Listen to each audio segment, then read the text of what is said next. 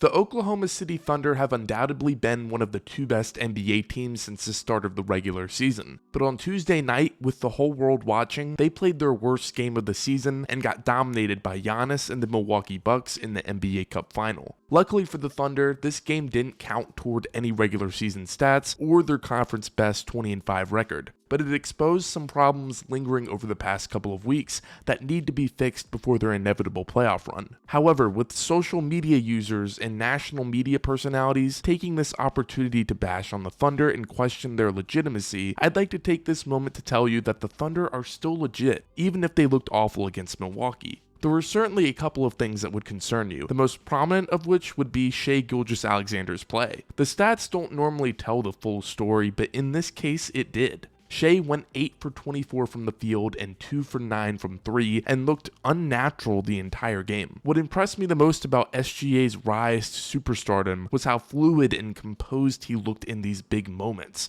how he was able to get to his spots and draw opposing defenses' full attention inside the arc. But on Tuesday night, all of that seemed to go away. He constantly settled for tough, contested mid-ranges and off-balance threes. He looked rattled and never found his footing offensively, and because of that, it was hard for the Thunder to find any momentum and get a rhythm going, especially in the second half. Bad games are a rarity for SGA, so I'm not concerned about that going forward. What I'm more concerned about is the Thunder's offense if or when SGA puts up a stinker in the playoffs. The two leading options after SGA in Tuesday's games were Jalen Williams and Isaiah Hartenstein, and though I liked a lot of the looks they got, specifically with J-Dub when he was driving to the rim and with Hartenstein when he took his 12-foot floaters, they shot a combined 12 for 31 or 38.7% from the field. The Bucks of course have two great rim protectors in Brook Lopez and Giannis, but their inability to shoot efficiently or get to the line considering how frequently they drove to the rim was ultimately one of the biggest reasons why the Thunder put up a season-low 81 points. But another reason why the Thunder struggled in this game was their three-point shooting woes. Last season, the Thunder led the NBA in three-point shooting percentage with the team shooting a ridiculous 38.9% from behind the arc. However, with only 34.2 attempts per game, the Thunder didn't capitalize on their hot shooting year. You can tell the Thunder made it a priority to shoot more threes in the offseason, as just 25 games into the season, OKC takes nearly 5 more games. Though that increased volume has led their shooting percentage to drop to 35.1% as a team, which ranks 19th in the NBA. That drastic drop was noticeable, but it didn't hurt the Thunder that much early into this season. But on Tuesday, it was one of the biggest reasons why OKC lost. I already mentioned SGA shooting 2 for 9 from 3, which, side note, would be his 7th game this season over 9 3-point attempts in a game if the stats from this game counted toward their season totals. And in those other 6 games where he took 9 or more 3-pointers, he would shoot 50% or worse from the field in all but one. Just something to keep an eye on as the season progresses. But the shooting struggles didn't stop with SGA in this game. Isaiah Joe, normally a 38% 3-point shooter, made only 1 of his 6 attempts on Tuesday night. Lou Dort, normally a 40%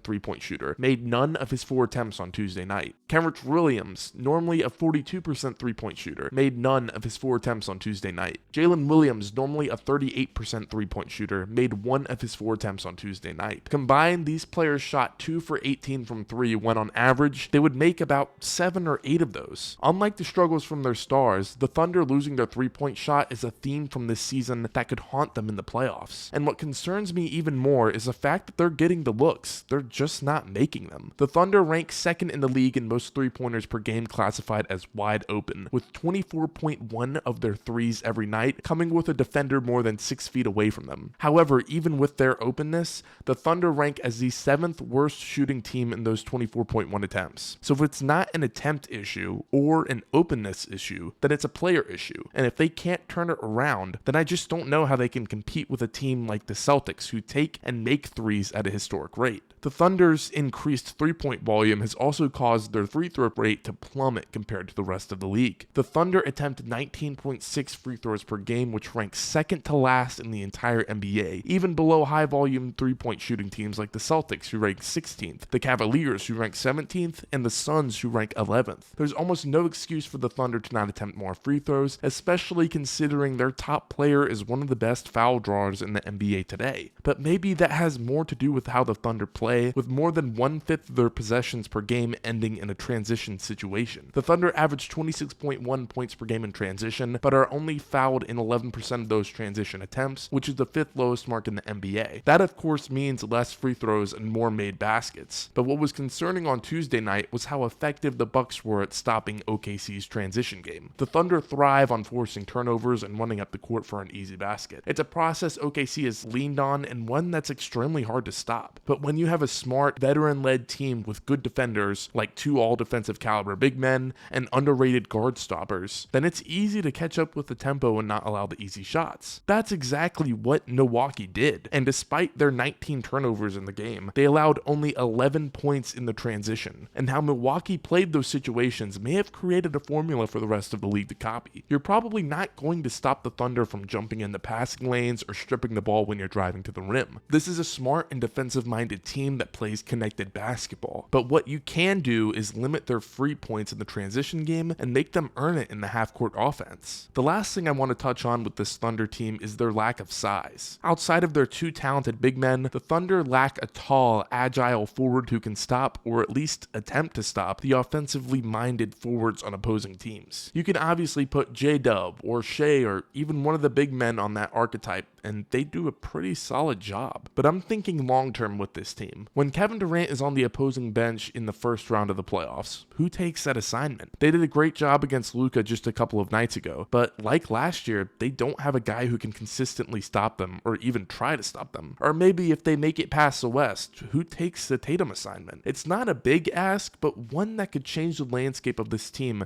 if they got a 3-and-D wing like Cam Johnson, who's not perfect on the defensive end of the floor, but tall and serviceable. If they got a guy like that, then I'd feel a whole lot better about this team's chances in the playoffs than I do now. But of course, this is all based on the reaction of Tuesday night's game. In all reality, we haven't seen the final form of this Thunder team because Chet Holmgren is out with an injury, and once he comes back, this team could very well be unstoppable. Sure, they have a couple of concerns, but all of those can be justified. SGA and J-Dub had bad shooting performances, but with a guy like Chet coming back, they won't have as much of an offensive load as they did tonight. Sure, the 3-point shooting has been rough to start the year, but who says they can't reach their form from last season with some adjustments and a couple hot shooting nights? And sure, Milwaukee contained their transition game, but they're one of the only teams in the NBA that has the size, speed, and defensive prowess to contain them. The story of this game could very easily have been different with a couple of different shots going in, but honestly, the Thunder have nothing to be ashamed of. Holding one of the most dominant players in NBA history, alongside one of the greatest shooters ever and a solid supporting cast, to just 91 total points in 4 quarters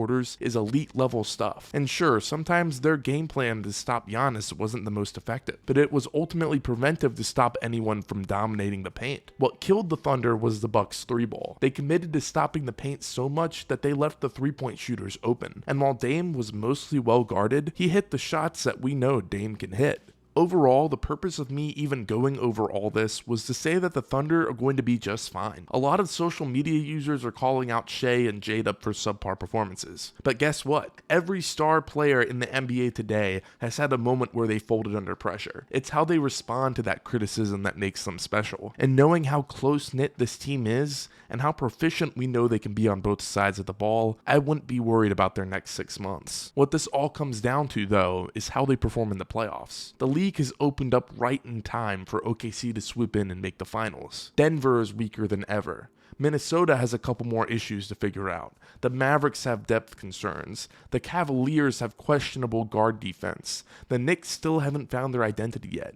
And the Bucks still need to show us more against playoff level teams. The only team that competes with the Thunder on paper is Boston. And with only one other team in contention, this is a time to go all in. Trade those picks that you've been hoarding for years and get that valuable role player on the trade market that fills some holes. And maybe, just maybe, you could bring home a title and maybe a couple more. But what do you think? Comment below your thoughts on this Thunder team and whether you think this loss sets them back. And remember to like the video and subscribe to the channel, as any and all support is greatly appreciated. So with that, thank you for watching, and I'll see you next time.